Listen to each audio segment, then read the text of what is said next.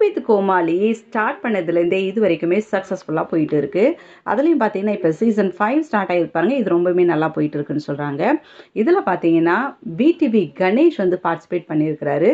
So வந்து அவர் குக்காக இருந்தாலுமே கூட கோமாளிங்களை விட இவர் நல்ல காமெடி பண்ணுறாரு அப்படின்ட்டும் அவருக்காகவே குக் வித் கோமாளி சீசன் 5 நிறைய பேர் பார்க்குறாங்க அப்படின்ற ஒரு விஷயமும் கூட வெளிவந்துட்டுருக்கு.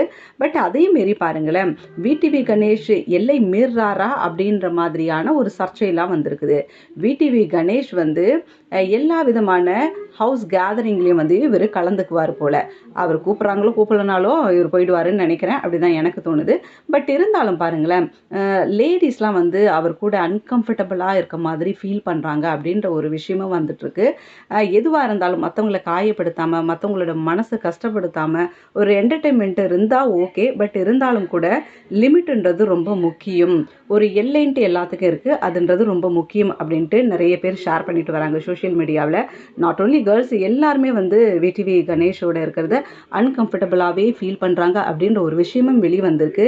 விஜய் டிவி எப்படி தான் இந்த மாதிரியான ஆட்களை தேடி பிடிச்சி எடுத்து போடுறாங்களோ அப்படின்ற மாதிரியான ஒரு விஷயமும் வந்திருக்குது.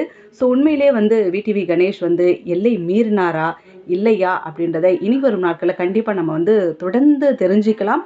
ஸோ அதுக்கு நீங்கள் எங்களோட குரானிக்கல்ஸ் தமிழ் நியூஸ் சேனலை சப்ஸ்கிரைப் பண்ணுங்கள், ஷேர் பண்ணுங்கள், லைக் பண்ணுங்கள், கமெண்ட்ஸ் பண்ணுங்கள்.